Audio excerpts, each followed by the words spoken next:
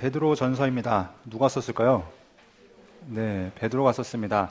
헬라어 이름은 베드로의 페토루 알파 해서 베드로의 첫 번째 책 이렇게 읽어지는데 알파가 있으니까 뭐가 있을까요?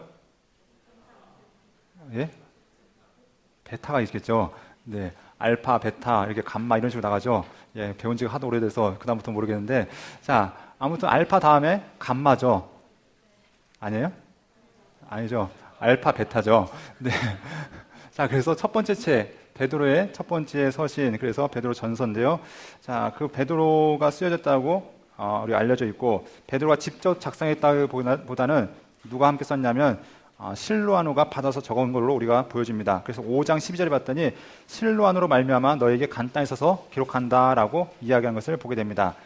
자, 이 기록 시기들을 보면은 우리 아까 사도행전의 배경을 먼저 보았죠. 13장부터 28장까지가 바울 사도의 전도 여정인데 저희가 4차 전도 여정까지 담겨 있습니다. 로마로 가는 것까지 담겨져 있다면 일반 서신 가운데 야고보서는 1차 서신이 쓰여졌던 갈라디아서가 쓰여졌던 당시에 아마 쓰여진 걸로 보여지고요.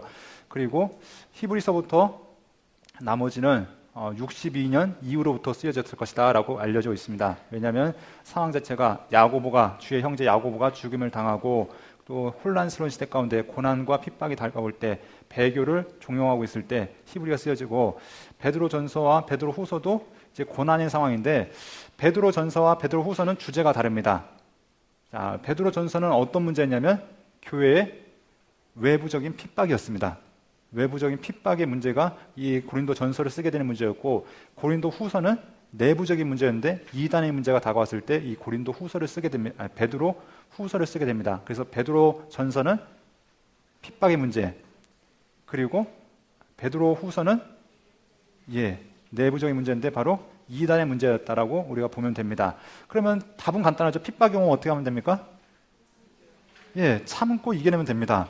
그러면 이단이 오면 어떻게 하면 됩니까? 내쫓으면 되죠.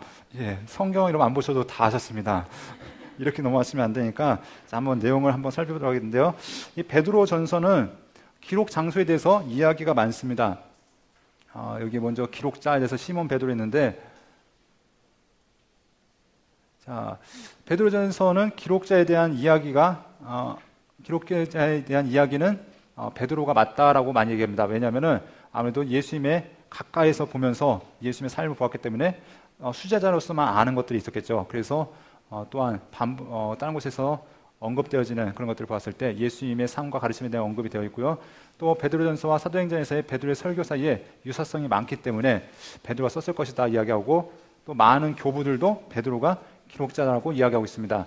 그리고 실로아노는 여러분 누구인지 아시죠? 실로아노랑 동일한 이름이 실라입니다. 처음에는 바울 사도의 동역자였다가 아마 바울 사도가 저 멀리 서번하러 전도하러 갔을 때 아마 이때 이 바울과 함께 베드로와 함께 동행하면서 편지를 쓰지 않았을까라고 일컬어 알려져 있습니다.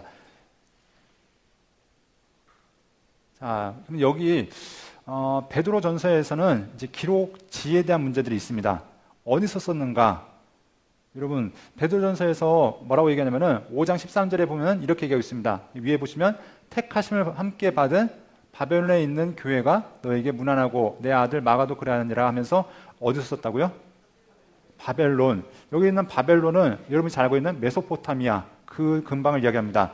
그래서 그러면은 진짜 이 베드로 전서가 바벨론에서 쓰여졌는가? 어떤 사람은 정말 쓰여졌다고 얘기합니다. 왜냐하면 뭐라고 얘기하니까? 바벨론에 있는 교회가 너에게 문안한다 하니까 바벨론에 썼으니까 바벨론 교회를 얘기하는 거 아니냐? 이거는 그냥 문자적으로 봤을 때 이렇게 이야기하고 있습니다. 그리고 또 근거는 무엇이냐면 메소포타미아 그 바벨론 지역은 누가 많이 살고 있었냐면 디아스포라 유대인들이 많이 살고 있습니다. 그 근거는 아시죠? 586년 유대가 멸망한 후에 이들이 다 어디로 끌려갑니까? 바벨론 지역으로 끌려갔으니까 거기서 몇백 년 동안 살아왔던 그 유대인들이 남아있으니까 당연히 베드로가 가서 복음을 전하고 거기서 편지를 쓴 것이 아니냐라고 이야기하는데 베드로의 삶을 추적하다 보니까 베드로가 아무리 봐도 거기까지 갈 시간이 없었을 것 같아요. 왜냐하면 베드로 사도의 시간이 그렇게 많아서 갔다면 이제 또 상관없겠는데 거기에서 자료도 없어요. 베드로가 왔었다는 뭐 이제 설이라든가 그런 것도 안 남아 있고, 또 많은 증거 자료들이 부족하기 때문에 이것들이 베드로에 대해서 오지 않았을 것이다. 그리고 이미 이 바벨론 지역에는 유대인들도 있었지만 핍박을 통해서 교회가 세워지기 어려운 상황이었다. 그래서 아마도 이 바벨론에는 힘들지 않았을까라고 많은 사람들이 이야기하고 있습니다. 그래서 이 바벨론에 가지 않았을 것이다 라고 이야기하고 있고, 여기 보면 여러분 팁에 나와 있죠. 네, 바벨론설, 로마설 남아 있는데, 그래서 바벨론설은 아마 아닌 것 같다라는 것들이 전반적인 의견입니다. 그래도 나는 그냥 문자대로 믿겠어 하시면은, 네, 이것도 누구한테 확인하셔야 되면은 먼저 가시는 분이 베드로한테 먼저 여쭤보셨으면 좋겠습니다. 자, 그래서 바벨론설보다는 어떤 설이 많이 일컬어지냐면 로마설이 일컬어지고 있습니다. 왜냐하면 많은 사람들이 베드로가 로마에 왔었다, 일단은 그것을 증언하고 있습니다. 그리고 여러분이 알고 있을 때 베드로가 어떻게 죽었다고 얘기합니까? 예, 그런데 그거는 역사가 아니라 코바지스라는 영화에서 나온 거고, 네, 카톨릭에서 만들어낸 얘기고, 역사적으로는 진짜 그렇지는 않습니다. 그냥 이거는 소설이다. 그러니까 사람들이 카톨릭에서 그걸 각색해서, 왜냐하면은 베드로가 로마에서 죽었다고 해야 또 로마의 정통성이 누구한테 이어지냐면 교황한테 이어지기 때문에 그렇고, 네, 이거는 뭐 정확하게 나와 있지 않습니다. 그런데 그냥 우리 일반적으로 아마 거꾸로 매달려 죽지 않았을까, 그것도 고백하면서 예수님이 어떻게 십자가에 바로 죽었는데 나는 그분과 같이 죽을 수 없다 해서 거꾸로 죽었다라고 하는데, 참 그럴듯한 얘기긴 한데 근거는 없습니다. 자, 아무튼 이런 해서 로마 근거설이 있는데, 왜냐하면 첫 번째는 카톨릭에서도 일단은 그 사람들이 로마에서 하는 것과 다르게 많은 사람들이 로마에서 그의 말년을 로마에서 보냈다라고 이제 많은 사람들이 증언하고 있습니다. 카톨릭에서 얘기하는 것과 다르게. 두 번째는 신라와 마가와 관련이 있는데, 아마도 이 신라가 바울 사도가 전도여행을 떠났을 때, 바울 사도가 전도여행을 떠나고 이 베드로와 동행하면서 이 글을 쓰지 않았을까, 그때 아마 그렇기 때문에 베드로가 로마에 있지 않았을까라고 이야기하고 있습니다. 또한 세 번째 로마서를 이야기하는 한 가지 이유가 뭐냐면, 당시에는 로마를 로마라고 이야기할 수 없는 상황이었다는 겁니다. 대놓고 로마에서 썼다라고 말할 수 없는 상황이기 때문에 비유적으로 마치 요한계시록에서 그 마지막 세대, 음란한 세대를 무엇에 비유하냐면 바벨론으로 비유하듯이, 당시 로마를 그냥 별칭으로 해서 로마를 의인적으로 비유하는 것이 무엇이냐면 바벨론, 이것이 당시 그런 이야기가 아니었겠냐, 그래서 로마에서 기록했을 것이다 라고 이렇게 일컬어지고 있습니다. 네, 그래서 뭐 장소에 대한 문제는 로마에 썼든지 바벨론에 썼든지 그게 중요한 건 아니고요. 아무튼 이런 이야기들이 있다는 것을 기억하셨으면 좋겠고요.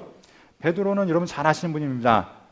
누구냐면 예수님의 제자였고 안드레의 형제였습니다. 그리고 이 베드로 전서는 실로아노가 대신해서 기록했다라고 이야기하고 있습니다. 우리가 베드로를 이야기할 때 많이 이야기하는 것이 무식한 베드로, 가난한 베드로 많이 얘기하시죠. 네, 그런데 성경 보면은 안드레라든가 그의 형제들 보면은 이미 메시아 사상에 확실하게 확신이 있었고, 또 당시 세례 요한을 따라내면서 하나님 말씀을 배웠던 걸 봤을 때 율법에 대해서 어느 정도 지식이 있었고, 또 가난한 베드로라는 건 말이 안 되죠. 우리가 얘기할 때 베드로 가난하다 얘기하는데, 요즘도 제가 섬에 산다고 말씀드렸는데 섬에 배 한 척 있으면 부자입니다. 네, 당시에 베드로가 어떻게 하면은 예수님 쫓아갈 때 어떻게 했습니까? 배와 그물을 다 버려두고 갔다는, 당시에 어느 정도 먹고 사는 사람이었습니다. 그러니까 우리가 그냥 우리 일반적으로 가난한 베드로 아니라는 것을 기억했으면 좋겠고요. 가진 것이 많았지만 예수님에서 다 포기했다는 것을 알 수 있고요. 또 우리가 지난번 복음서 하면서도 간단하게 언급했었는데, 도마를 이야기하면서 뭐라고 이야기합니까? 의심 많은 도마. 근데 성경 보면 도마 의심 딱 한 번 했습니다. 한 번 하고서 여러분 뭐라고 얘기하십니까? 그 의심 잘못했다가 평생 따라다니는 이야기가 의심 많은 도마라고. 여러분들은 의심 평생 몇 번이나 하셨습니까? 그 도마가 의심 많은 도마면 여러분들은 한번 생각해 봤으면 좋겠습니다. 그러니까 우리가 그냥 알고 있던 그냥 상식이 아니라 성경을 통해서 바로 아셨으면 좋겠고요. 자, 어디에 보내냐? 아까 제가 막 이야기하다가 헷갈렸는데, 자, 소아시아 북쪽 지방, 북쪽 지방은 어떤 거냐면 갈라디아 윗지방입니다. 그래서 1장에 보니까 본도, 갈라디아, 갑바도기아, 아시아, 비두니아, 그러니까 이 소아시아 지역을 8개로 나눈다면 그 지역, 그러니까 바울 사도가 전도했던 지역들을 제외한 나머지 지역이 바로 이런 것을 보게 되는데요. 한번 보도록 하겠습니다.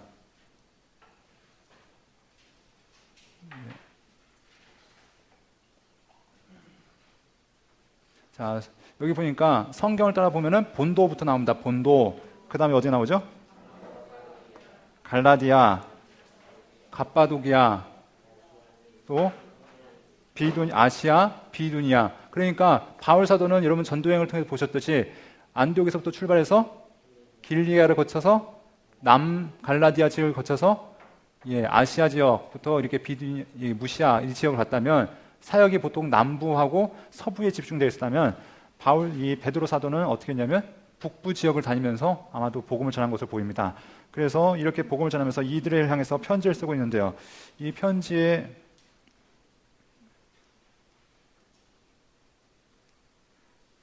쓰여진 연대는 62년에서 63년경을 이야기하고 있습니다.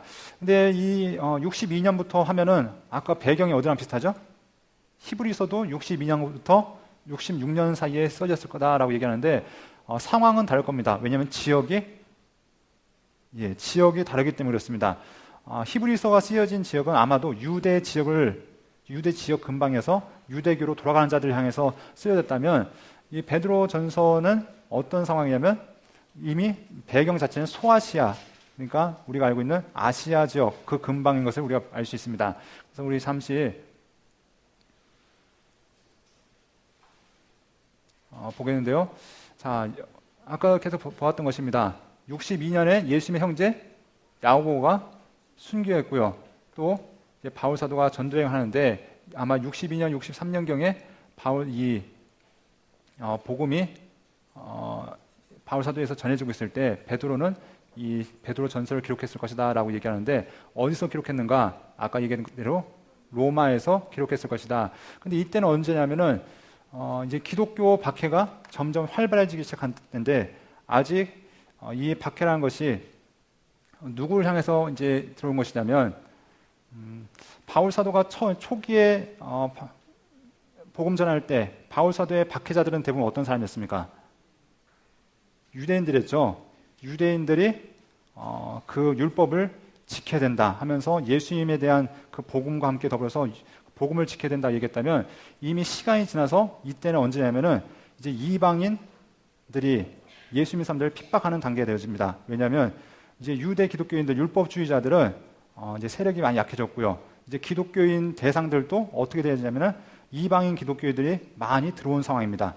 그러니까 유대의 당신들 율법 지켜야 된다라고 말이 잘 성립이 안 되는 상황이기 때문에 이때는 언제냐면은 당시 이방인들이 자기들의 종교를 지켜나가기 위해서 내 종교만 맞다고 하는 기독교인들을 향해서 핍박이 들어오고 또 그들을 박해하는 상황이 되어진 것을 보게 됩니다. 특별히 이제 로마의 분위기가 조금 있으면은 흉흉해지는데 자 이러면서 전체적으로 이 소아시아 지역에 이제 핍박과 고난이 닥쳐오는 시기인 것을 우리가 알 수 있는데요. 자세한 건 잠시 후에 이제 그 배경을 통해서 한번 알아봤으면 좋겠습니다. 자, 바울 이 연대를 볼 때 바울 사도의 후기 서신을 알고 있었다는 점에서 바울 사도 서신이 써진 이후에 이 글이 쓰여진 걸로 보고 있고요. 실루아노와 마가를 언급하니까 아마도 그들이 활동했을 당시니까 이것도 그 연대를 추정해 볼 수 있고요. 또 바울이 개척한 교회와 중첩인다는 걸 통해서 아까 바울이 사역한 교회 위쪽으로 베드로가 사역한 걸 볼 때 아마도 그 근방이 아니었을까.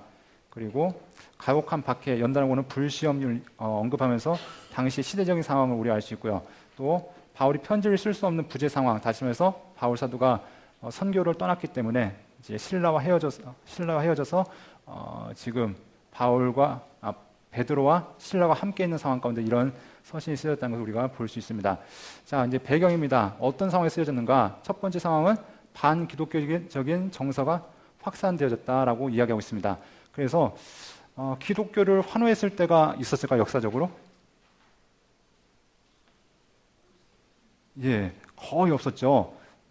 콘스탄티누스 대제가 기독교를 공인하기 전까지 뭐 기독교가 적극적으로 환영받았을 때는 없을 것입니다.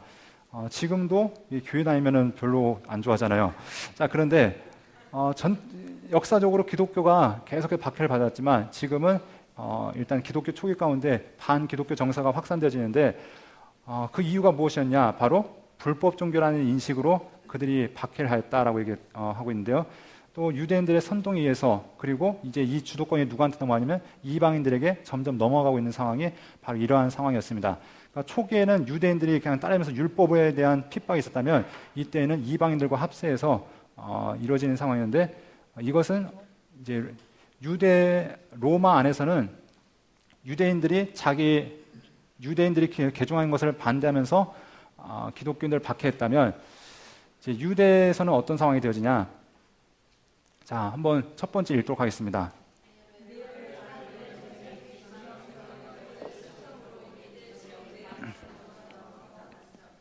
두 번째입니다. 세 번째는요?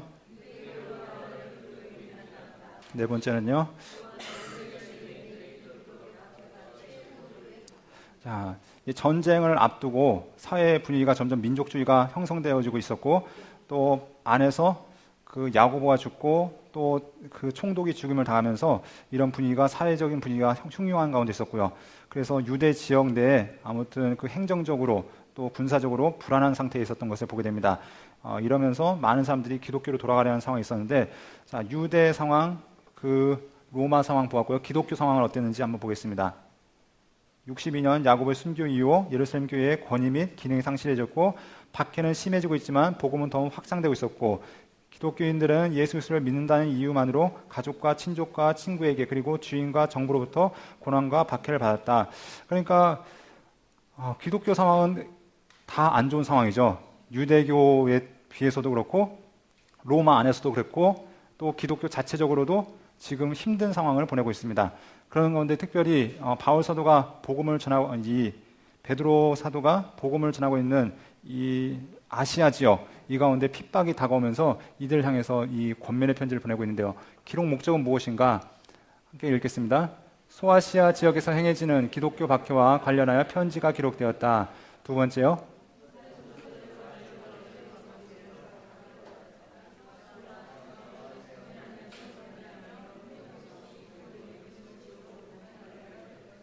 자, 세 번째, 믿음으로 당하는 고난은 그리스도의 고난에 동참하는 것이며 그리스도를 닮아가는 성장의 과정이므로 비통하거나 근심하지 말고 전적으로 하나님을 신뢰하도록 격려한다. 자, 그래서 많은 얘기했지만 쉽게 한마디로 하면은 고난이 있었다. 네, 그러면은 어떻게 하면 된다? 결론은 고난을 이겨내면 된다. 동참하기 인내하고 끝까지 하나님의 뜻을 따르면 된다는 것들 이야기하는데 자, 그럼 전체 보기를 보겠습니다. 자, 1장부터 2장까지는 그리스도인의 정체성에 대해서 얘기하면서 그리스도는 어떤 특징을 가지고 있는지 그러면서 예수 믿는 사람들은 먼저 모든 삶에서 거룩한 자가 되어야 된다라고 이야기하고 있습니다. 어디서 나왔던 내용이죠? 네, 모든 행실에 거룩한 자가 되라. 너희는 하나님의 백성이다. 예, 구약에서 계속해서 반복해서 이야기했던 내용들이죠. 자, 그러면서 고난이 다가올 때 어떻게 되냐? 고난을 참으며 선을 행하라라고 이야기하고 있습니다. 2장부터 3장까지가 그런 내용이고요. 그래서 인간의 모든 제도를 주를 위해 순종하라, 의를 위하여 고난을 받으며 선을 행하라라고 이야기하고 있습니다. 그리고 4장부터 5장까지는 그리스도의 고난에 참여하라. 그래서 예수님이 고난 받으셨기 때문에 그리스도의 마음을 가지고 고난을 받으라는 것이고요. 그리스도의 고난에 참여하는 것을 억지로 하지 말고 즐거워하라. 그리고 마지막으로 이제 권면하는 내용들이 담겨 있는 것을 보게 됩니다. 그러면 1장부터 우리 한번 그리스도인이 어떤 특징을 가지고 있는지 바울 사도는 일단 그들 향해서 인사한 다음에 그리스도의 소유와 유업에 대해서 이야기하고 있습니다. 3절입니다.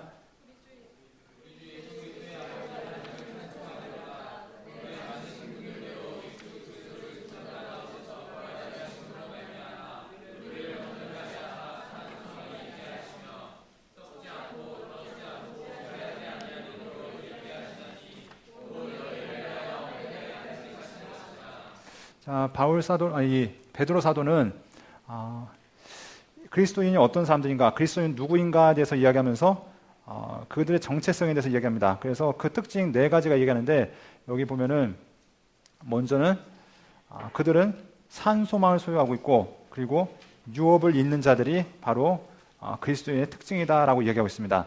그리고 계속해서 그들은 어떤 자들이냐? 그들에게는 무엇이 있다?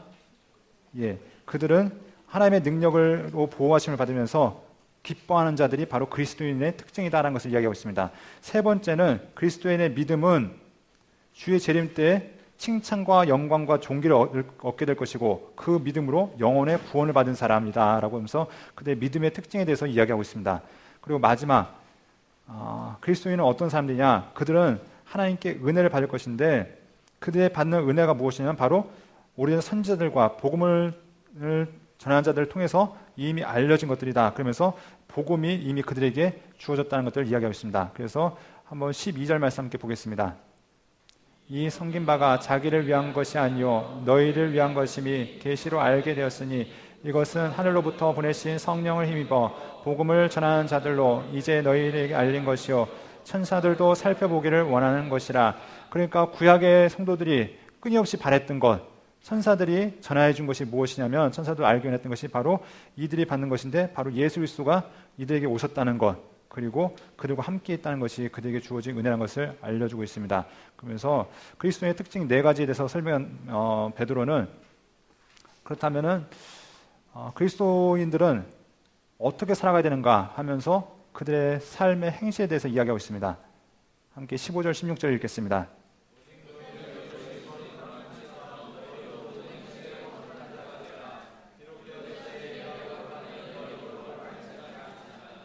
자, 베드로 사도가 이야기하는 것은 너희를 부르신 이처럼 너희도 모든 행실에 거룩한 자가 되라라고 하면서 여러분 레위기의 주제가 무엇이었죠? 내가 거룩하니 너희도 거룩하라는 말씀처럼 오늘 이 베드로 사도도 그들에게 동일한 것을 부탁하고 있는 것을 보게 됩니다. 왜냐하면 베드로가 볼 때 이들은 새롭게 불려진 하나님의 백성들, 하나님의 언약 공동체가 바로 이들의 교회였기 때문에 하나님께서 이스라엘 백성들에게 주셨던 권면이 동일하게 이들에게 주어진 것을 보게 됩니다. 그 권면은 동일하게 지금도 우리에게 주어진 줄 믿습니다. 하나님께서 이스라엘을 부르셨던 하나님은 지금도 우리의 교회를 부르시고 우리에게 하시는 그 말씀이 무엇이냐면 내가 거룩하니 너희도 거룩하라라고 지금 동일하게 이 말씀이 주어진 줄 믿습니다. 그리고 계속해서 권면되어진 것이 무엇이냐면 19절 말씀 함께 보겠습니다.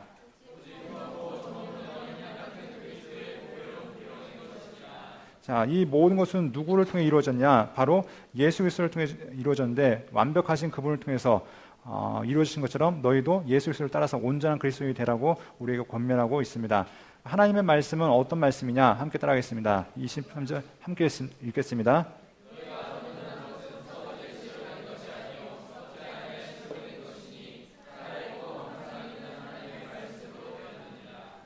네, 그리스도인의 거듭남은 썩어질 씨로 된 것이 아니라 썩지 아니할 씨로 되었다라고 이야기하고 있습니다. 그래서 우리에게는 항상 소망이 있는 그 하나님 말씀이 우리를 세세토록 변함이 없도록 지키시고 보호하실 것을 우리가 알 수 있습니다.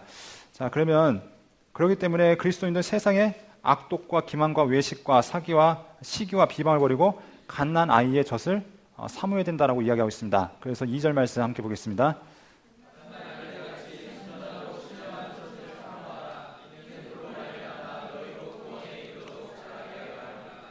바울 사도가 로마서에서 끊임없이 이야기하는 바가 무엇이었냐면 그들에게 너희가 그리스도 안에서 자라가라는 것을 이야기하고 있습니다. 그리스도의 장성한 분량까지 자라가라고 권면했는데 베드로 사도도 너희가 구원받았다고 끝이 아니다. 하나님의 언약 백성으로 부름받았다고 끝이 아니라 너희가 하나님의 언약 백성으로서 신령한 젖을 통해서 끊임없이 성장해야 된다는 것들을 그들에게 권면하고 있습니다.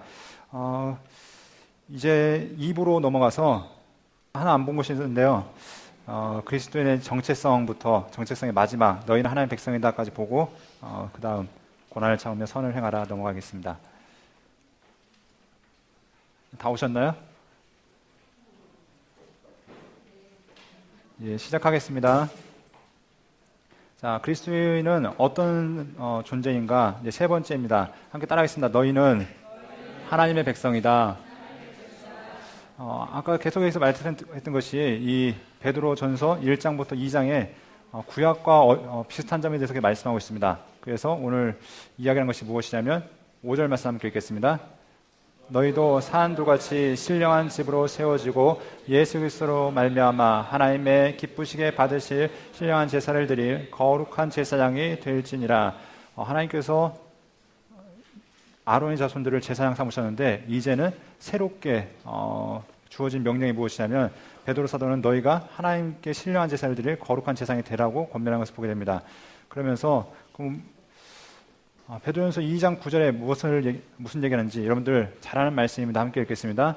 그러나 너희는 택하신 족속이요 왕같은 제사장들이요 거룩한 나라요 그의 소유가 된 백성이니 이는 너희를 어두운 데서 불러내어 그의 기이한 빛에 들어가게 하신 이의 아름다운 덕을 선포하게 하려 하심이라.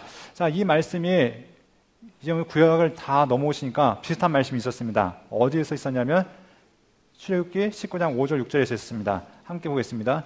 세계가 다 내게 속하였나니 너희가 내 말을 잘 듣고 내 언약을 지키면 너희는 모든 민족 중에서 내 소유가 되겠고 너희가 내게 대하여 제사장 나라가 되며 거룩한 백성이 되리라. 너는 이 말을 이스라엘 자손에게 전할지니라. 제가 계속 설명했던 것이 무엇이었냐면 이스라엘 백성을 제사장 나라로 삼기 원하셨던 하나님은 이제 누구를 제사장 삼으시냐면 우리를 제사장 삼으십니다. 제사장의 가장 큰 사명은 무엇이냐면 연결다리입니다. 하나님과 인간 사이를 연결해 주는 것. 무슨 일을 통해서? 제사라는 일을 통해서 하나님과 연결해 줬던 일이 제사장의 역할이었다면 이제 우리가 마땅히 나아가야 될 바는 마찬가지로 하나님과 믿지 않은 자들을 하나님께 연결하는 역할. 하나님께서 이스라엘을 제사장 나라 삼으신다는 것은 무엇이냐면 이스라엘 나라 혼자 잘 먹고 잘 사는 것이 하나님의 뜻이 아니라 이스라엘 나라를 통해서 주변에 있는 모든 나라들이 하나님께 나아가게 하는 것, 이것이 하나님의 뜻이었습니다. 그래서 하나님께서 여러분 처음 한상훈 우리 전사님께서 하신 얘기가 지도 설명하면서 여기는 무슨 땅이라고요? 끼인 땅이라고 말씀했죠. 왜냐하면 제사장은 혼자 제사 드린 게 아닙니다. 사람들의 죄를 가지고 나아가는 역할, 사람들을 대표해서 나가는 역할이 제사장의 역할이었기 때문에 하나님께서 일부러 끼인 땅, 한 모든 나라가 중첩되어지는 대륙과 중간에 딱 꽂아 놓으시고 그 나라를 통해서 하나님께 영광 돌리길 바라셨습니다. 이것이 언제 실현되었었냐면 솔로몬 때 한번 됐었습니다. 하나님께서 명하신 대로 솔로몬이 성전을 딱 지어놓고 이 솔로몬의 소식을 듣고 하나님의 위대하심에 대한 소문을 듣고 사람들이 다 어떻게 했습니까? 모여들었죠. 모여들어서 하나님 대단하십니다. 하나님 끝내주십니다 하면서 한번 하나님께 영광을 돌린 적이 있었습니다. 그리고 그 다음부터 있었어요? 없었어요? 이제 역사 속에서 뭐 개인적으로 있었을지 모르지만 그 나라가 그런 일을 감당한 적이 없었던 것을 보게 됩니다. 근데 하나님께서 이제 어떤 사명을 주시냐면 너희가 제사장 나라다. 너희가 제사장이다 하면서 우리를 통해서 수많은 사람들이 하나님께 나아가길 바라는 것, 이것이 하나님의 뜻이라는 것을 기억하셨으면 좋겠습니다. 그래서 여기 표를 통해 봤는데 하나님의 동일한 마음과 계획이 있는데 모든 그리스도인들 또한 출애굽한 이스라엘들은 거룩한 나라와 거룩한 백성으로 부르심 받았다는 것들이 있습니다. 자, 그래서 우리가 특권이자 또한 우리의 책임이 있는데 그것은 바로 복음을 전할 책임이 우리에게 주어졌다는 것을 우리에게 말씀하고 있습니다. 자, 그러면서 고난을 참으며 선을 행하라. 왜냐하면 배경 자체가 고난 당하는 상황이기 때문에 고난 가운데서 고난을 참아야 되는데, 자, 보면은 고난을 참을 때 첫 번째 요구되는 것이 무엇인가? 11절과 11절입니다. 사랑하는 자들아, 거름임과 나그네 같은 너희를 권하노니 영혼을 거스려 싸우는 육체의 정욕을 제어하라. 너희가 이방인 중에서 행실을 선하게 가져 너희를 악행한다고 비방한 자들로 하여금 너희 선한 일을 보고 오시는 날에 하나님께 영광을 돌리게 하려 함이라. 여러분, 바로 전에 보았죠. 제사장 나라가 되었으면 제사장 나라는 모델입니다. 사람들에게 보여줘야 됩니다. 그러면 어떻게 살아야 될까요? 당연히 잘 살아야죠. 요즘 쉬운 말로 하면 잘 살아야 됩니다. 그래서 욕심을 따라 사는 것이 아니라 하나님 말씀을 따라 선한 행실을 따라 살아야 된다라고 이야기하고 있습니다. 그래서 그럼 잘 사는 방법이 무엇인가? 어떻게 해야 잘 사는 것인가? 그럼 당시 그 로마 시대 가운데 이 본도, 길리기아, 비두니아 이런 지역에 살던 사람들이 어떻게 하면 잘 사는 것인가? 바로 첫 번째는 누구한테 순종하는 것이요? 지도자한테 순종하는 것. 두 번째는 주인에게 순종하는 것. 종들 당시 노예제도가 있었고 노예도 많이 있었는데 노예들도 예수님을 믿게 되면서 그들이 야, 우리 예수님만 믿으니까 다 형제 아니냐? 그런데 베드로는 무슨 얘기하고 있습니까? 주인에게 순종해야 된다 하면서 그들에게 권면한 것을 보게 됩니다. 또 결혼에 있어서도 순종하라. 남편과 아내를 이야기하면서 무슨 얘기를 하고 있습니까? 한번 보겠습니다. 1절, 2절 아내들아 이와 같이 자기 남편에게 순종하라. 이는 혹 남편을 순종하지 않는 자라도 말로 말미암지 않고 그 아내의 행실로 말미암아 구원을 받게 하려 함이니 너희의 두려워하며 정결한 행실을 봄이라. 자, 그러면서 아내들은 이렇게 해라. 남편한테 순종해라. 그러면은 또 이제 불만이 나오죠. 그럼 남편들은 네. 그런데 여기 7절에서 뭐라고 얘기하는지 보겠습니다. 7절.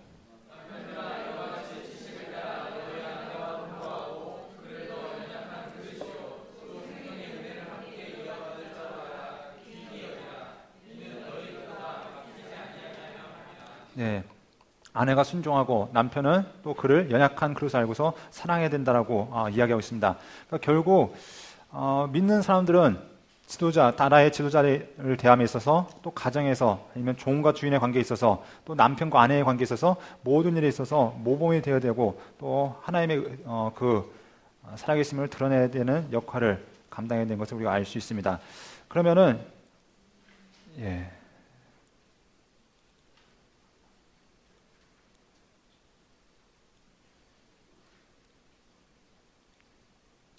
자, 그러면은 그 다음 계속 고민하는 것이 무엇이냐? 핍박이 다가옵니다. 핍박이 다가오는데 핍박은 쉬우니까 핍박인가요? 어려우니까 핍박인가요? 어려우니까 핍박입니다. 그런데 핍박이 다가올 때 어떻게 대처해야 되는지 예.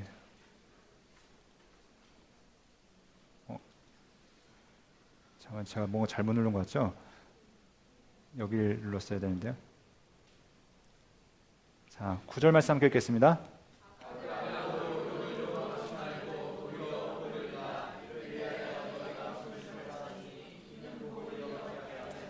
네, 쉬운 일일까요? 네. 하지만 정말 예수 그리스도를 따르는 자들로서 한 교회의 공동체를 이룬 자들로서는 어떻게 하냐면은 이것이 마땅한 바라고 이야기하고 있습니다.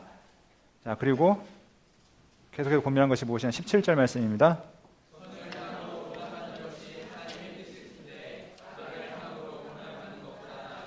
네. 우리는 상황이 어쩔 수 없었어 라는 이야기를 많이 합니다. 내가 안 하려고 했는데 상황이 어쩔 수 없어서 그럴 수밖에 없었어. 그러면서 합리화를 시키는데 성경 무엇을 얘기하냐면은 선을 행함으로 고난받는 것이 악을 행함으로 고난받는 것보다 낫다라고 하면서 우리 삶 가운데 철저하게 선 앞에서 순종해야 되고 우리가 우리의 삶을 하나님 앞에 바르게 되는 것들을 이야기하는 것을 우리가 보게 됩니다. 그러면서 선을 행함으로 고난받으신 예수 그리스도에 대한 모범을 우리 보여주고 있고요. 네, 그리스도의 마음으로 고난을 받으라 라고 하면서 우리의 모범 되신 그리스도 말씀하고 있는데요. 1절과 2절입니다.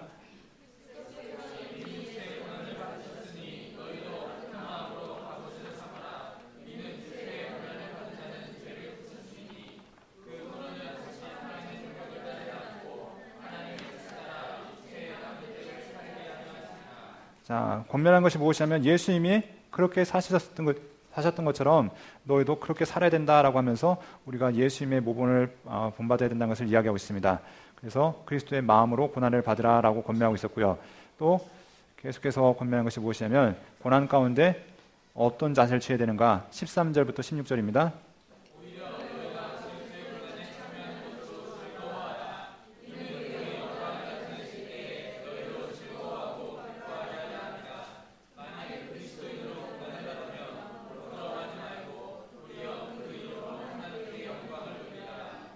자, 그 권면한 것이 무엇이냐면 너희가 고난받을 때 즐거워하라라고 하면서 그들에게 권면한 것을 이야기합니다. 그러면서 하나님께서 이 일을 통해서 영광 받으신다라고 이야기합니다.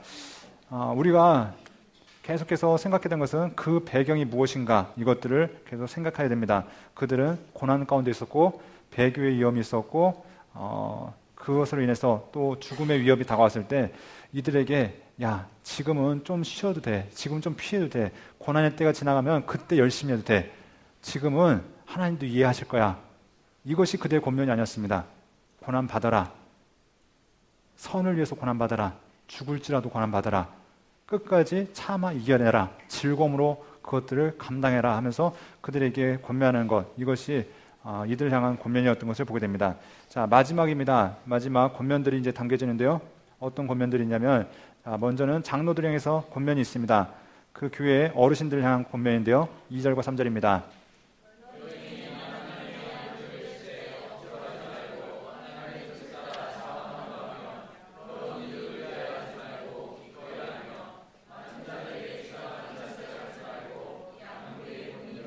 자, 어르신들로서 먼저 해야 될 일은 무엇이냐면 자기의 특권을 주장하는 것이 아니라 먼저 본이 되라는 것이었습니다. 그러면 젊은 자들 향해서 주어진 권면은 무엇이냐면 5절과 6절입니다.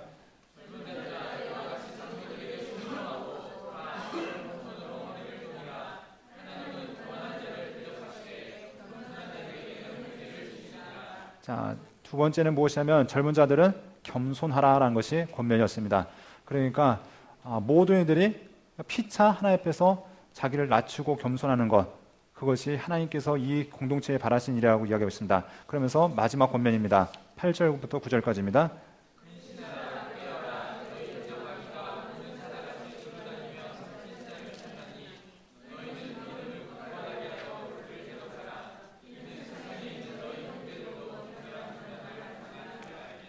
자, 이 고난은 우리만 당하는 특별한 것이 아니라 예수 믿는다면 당연히 당하는 것이다.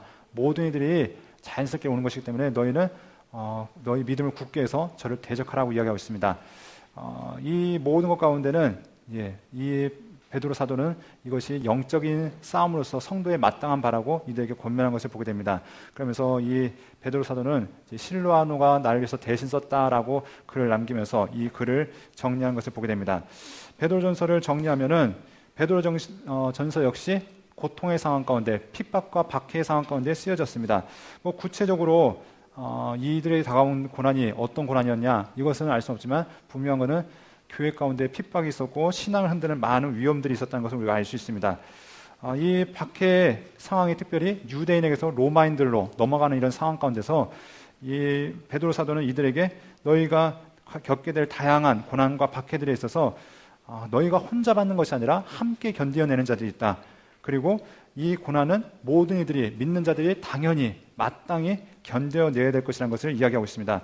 왜냐하면 먼저 우리의 본이 되신 예수님이 먼저 당하셨고 예수님을 따르는 자들이라면 예수님을 따라서 이것 또한 자연스럽게 받아들여야 되는 것이 마땅한 바라고 이야기하는 것을 우리가 알 수 있습니다. 예수님이 그랬던 것처럼 악을 악으로 갚지 말고 선을 선으로 갚으면서 악을 선으로 갚으면서 정말 예수님께서 원하셨던 그 고난에 함께 동참하자고 이들에게 권면한 것을 보게 됩니다. 그래서 이렇게 고난에 참여해서 고난을 이긴 성도들은 주의 재림 때 주님과 함께 영광을 돌릴 하나님의 거룩한 백성이 되어진다라고 권면하면서 이 글을 마치고 있습니다. 이렇게 한 다음에 계속해서 이제 베드로 사도는 베드로 후서를 써 내려가고 있습니다. 베드로 후서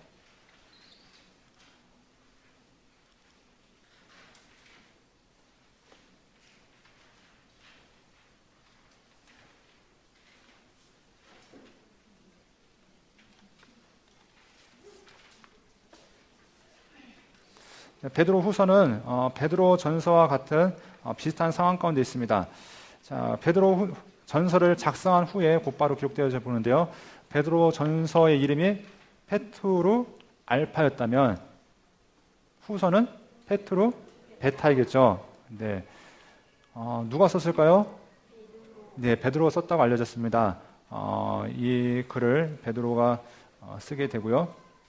수신지는 아까 말씀드린 것처럼 소아시아에 있는 북쪽 지역의 유대인과 이방인 기독교인들을 향해서 쓰여졌고요. 연대는 베드로 전서보다는 약간 뒤에 쓰여졌겠죠. 그래서 베드로 전서가 60 몇 년부터였죠? 2년부터 64년까지였다면 베드로 후서는 64년부터 66년까지 그러니까 유대 전쟁이 일어나기 전에 아마 쓰여질 것이다 라고 얘기하고 있습니다. 특별히 베드로의 죽음을 앞두고 쓰여졌다고 얘기하는데 왜냐하면 1장 14절에 보면 베드로가 이런 말씀을 하고 있습니다. 이는 우리 주 예수 그리스도께서 내게 지시한 것 같이 나도 나의 장막을 벗어날 것이 임박한 줄을 알미라 하면서 자기의 죽음이 이제 머지 않았음을 고백하면서 이 글을 이야기하는 것을 보게 됩니다. 그러면서 3장 1절에 봤더니 둘째 편지라는 말씀을 통해서 아마 이 편지가 베드로 후서 그래서 두 번째 편지겠구나 하고서 많은 사람들이 이렇게 이야기하고 있습니다.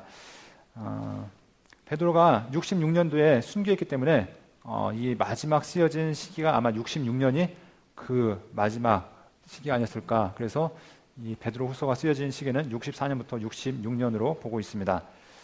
여러분이 아까 계속 보았던 편인데요. 64년에 로마 대화재가 있었고요. 그래서 이 모든 책임을 네로가 기독교인들한테 돌렸고 또 수많은 사람들이 이때 고난을 받고 핍박을 당했던 것을 우리가 알 수 있습니다. 그러면서 베드로가 이제 투옥이 되어지고 순교하는 일들이 있습니다. 로마의 상황 아까 보았습니다. 64년에 로마로 네로로 인해서 기독교가 나라 안에서 아주 적대적인 종교가 되었습니다. 그래서 많은 사람들이 기독교를 핍박하고 반대하는 상황이 있었고요.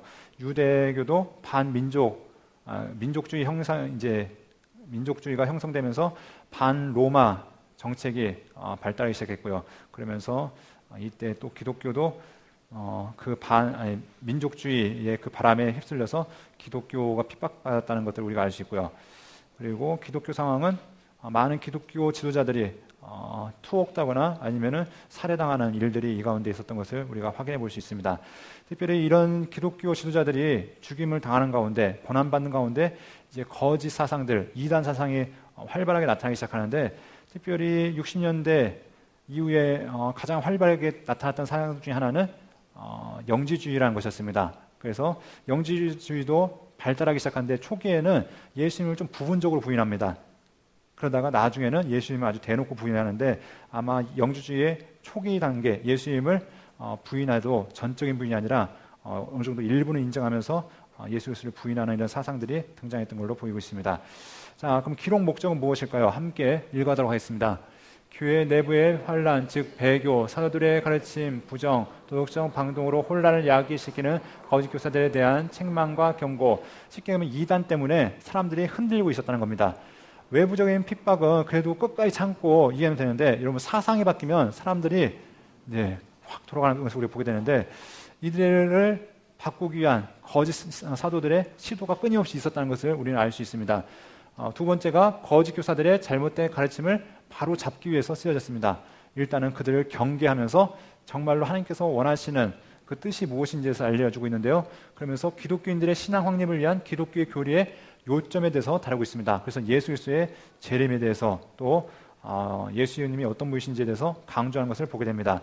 그리고 마지막으로 흔들림 없이 거룩과 성숙으로의 성장을 권면하고 있습니다. 그래서 그들이 성장되어지기를 바라는 베드로 사도의 마음이 1장부터 3장에 걸쳐 쓰여졌다는 것을 기억하셨으면 좋겠습니다. 그러면 1절 함께 보도록 하겠습니다.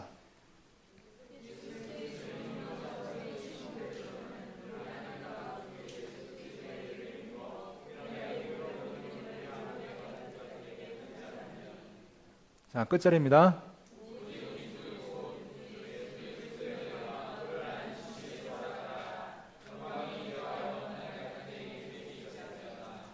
자, 그러면서 처음에 편지가 동일한 자들에게 또한 편지가 보내졌던 것을 우리가 알 수 있고요. 그리고 마지막으로 권면하면서 예수 그리스도의 그 재림을 소원하는 것들이 이제 마지막 부분에 담겨 있는데, 그때까지 예수 그리스도의 재림을 준비하면서 하나님 앞에서 믿음을 굳게 견고하게 하면서 살아가길 권면한 것들이 바로 이 첫 절과 끝절 가운데 담겨 있는 것을 보게 됩니다.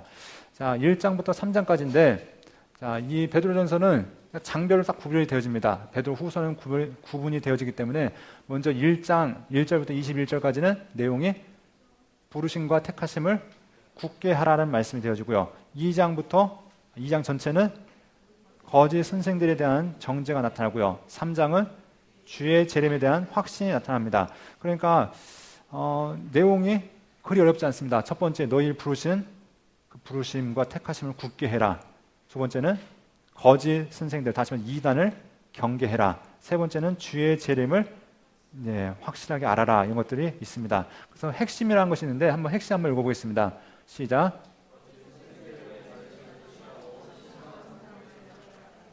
그래서 거짓 선생들의 가르침을 조심하고 신성한 성품에 참여하라. 그럼 베드로 전서는 어떤 내용이었습니까?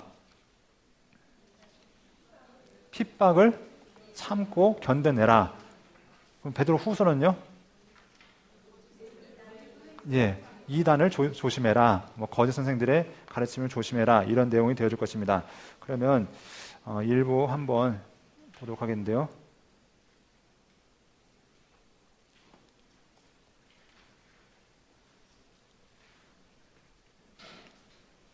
자, 먼저 3절 먼저 함께 읽도록 하겠습니다. 3절부터 읽겠습니다.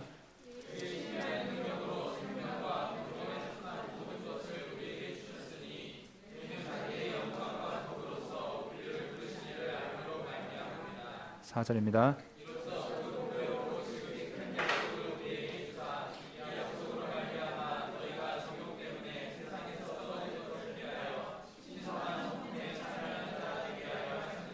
자, 이제부터 여러분이 잘 아는 말씀이 나오는데요.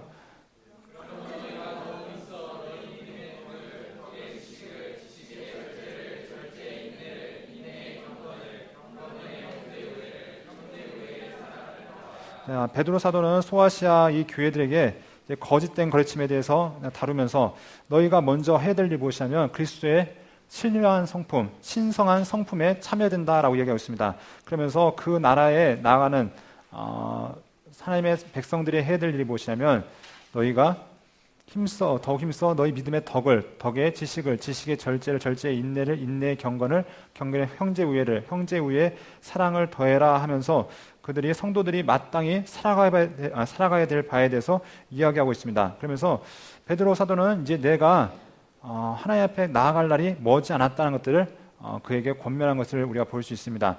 그러면서 베드로 사도가 16절 말씀 함께 보도록 하겠습니다.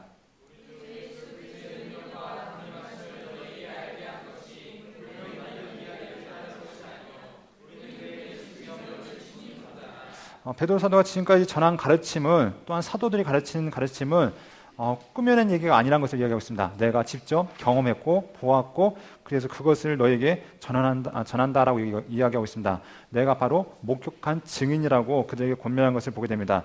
자, 그래서 이것이 바로 베드로를 비롯한 모든 사도들이 함께 증언한 바였고 또한 이것은 구약의 선지자들도 함께 증언한 내용이라는 것들을 이야기하고 있습니다. 그래서 이 예언의 말씀에 주의를 기울여야 된다고 얘기하는데 20절과 21절 말씀입니다. 먼저 알 것은 성경의 모든 예언은 사설을 풀 것이 아니니 예언은 언제든지 사람의 뜻으로 낸 것이 아니요 오직 성령의 감동하심을 받은 사람들이 하나님께 말하는 것입니다. 자, 그래서 성경의 가르침을 제멋대로 해석해서는 안 되고 하나님 말씀, 하나님의 뜻을 해석하기 위해서는 성령의 인도하심을 따라서 성령의 감동하심을 받은 사람들을 따라서 해석해야 된다라는 것을 이야기하고 있습니다. 자, 그러면 이들은 이제 거짓 선생들에 대해서 경고하고 있는데 그들의 위험성에 대해서 이야기합니다. 자, 2장 1절입니다.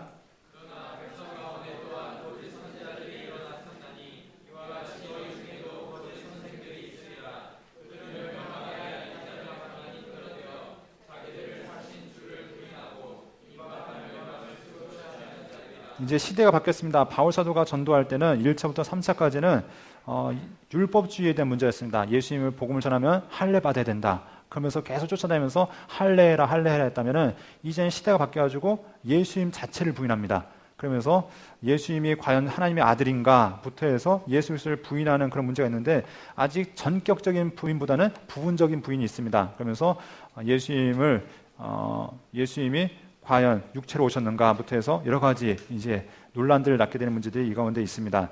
그러면서 예수 그리스도를 부인한다는 것 이것이 기독교의 근간을 흔드는 위험인데 이때 베드로는 어떻게 권면하고 있는가 보겠습니다. 15절과 16절입니다.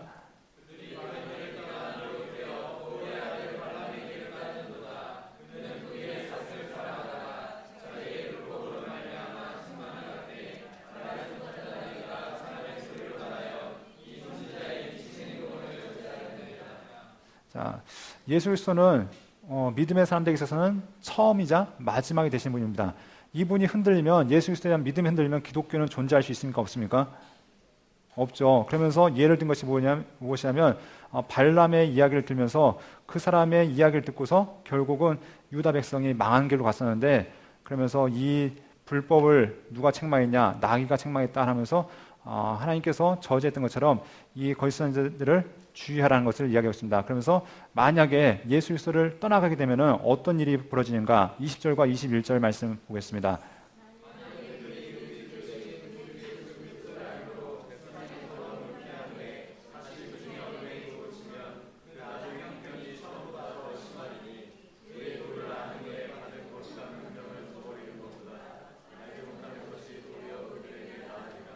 자, 그러면서 믿을 바에는 확실하게 처음부터 꼭 굳게 붙들고 나아가라고 이들에게 권면하는 것을 보게 됩니다. 그래서 마지막으로 이제 주님께서 오실 때 이들이 가장 크게 부인했던 것이 무엇이냐면 주님의 다시 오심을 부정하고 있었습니다. 그래서 많은 이단들이 나타나서 예수님의 다시 오심을 부정할 때 무슨 이야기를 하냐 한번 보겠습니다. 3절과 4절입니다.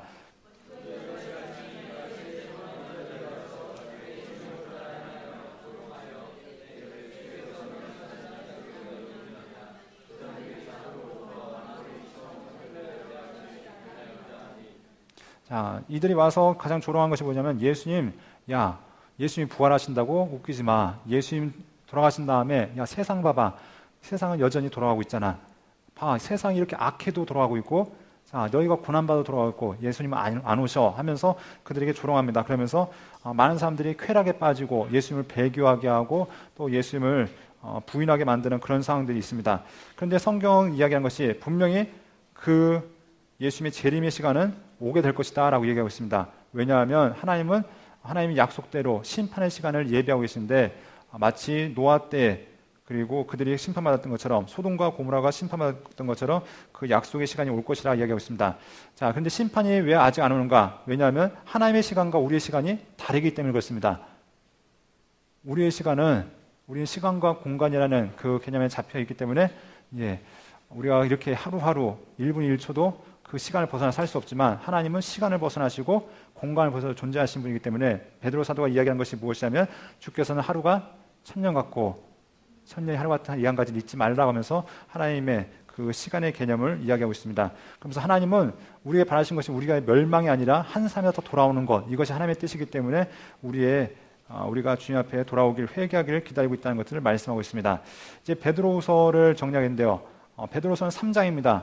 큰 내용이 무엇이냐면 이단의 문제 때문에 전해졌는데 첫 번째는 너희가 하나님께 어떻게 부르심을 받았는지 그 부르심을 굳게 하라는 것이 바로 굳게 하라는 것이 이들에게 주어진 권면이었고 특별히 거짓 선자들을 대적해서 그들에게 빠져들면 안 된다. 그들의 가르침을 조심해야 된다. 그들의 주된 가르침이 무엇이냐면 그 가르침은 바로 주의 날이 오지 않는다 하면서 예수님의 재림을 부인하는 자들에게 예수님의 재림은 반드시 이루어질 것이다. 마지막 심판이 있을 것인데 왜냐하면 주님께서 아직 안 오시는 이유는 한 사람을 더 구원하시기 위해서 안 오시는 것이지 결코 하나님께서 그것을 잊고 계시거나 아니면 하나님은 능력을 쓰신 분이 아니라는 것들을 이들에게 권면하고 있습니다. 자, 그래서 베드로 전서와 후서는 교회 외부적인 핍박과 박해에 대해서 또 내부적으로 그 이단의 문제에 있어서 갈등하고 고민하는 교회를 향해서 쓰여졌던 편지인 것을 보게 되고요. 이것들을 로부터 교회를 지키기 위해서 어떻게든지 이 공동체가 하나님 앞에 바로 서기 위해서 권면하는 베드로 사도의 편지였던 것을 우리가 볼 수 있었습니다. 특별히 이 가운데 한 사람이라도 더 돌아오길 바라시는 하나님께서 그들을 향해서 기대하고 소망하시는 그 마음이 이 베드로 전서와 후서 가운데 담겨 있었는데요. 이 하나님의 마음을 이해하시고 하나님을 따르기 원하시는 여러분도 주님의 고난을 함께 동참하며 주님과 함께 나아가는 여러분이 되어지길 간절히 소원합니다.